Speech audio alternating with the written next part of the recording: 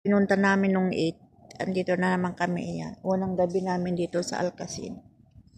Ayan. Dati wala ito. Ngayon may nilagay naman na sila. Ang luwa. Yan, mayroon naman na sila dyan. Ayan. Dito sa labas. Ayan guys. Unang gabi dito sa Alcacin guys. Gumala naman si Inday. Natulog. Kaninang umaga gumala kami. Pumunta kami sa bahay ng nanay ng amo ko lalaki. Tapos gabi dito sa kanila din ito. Pag may okasyon. Tapos yun. Dito na naman kami. Unang gabi namin dito. Ang luwang.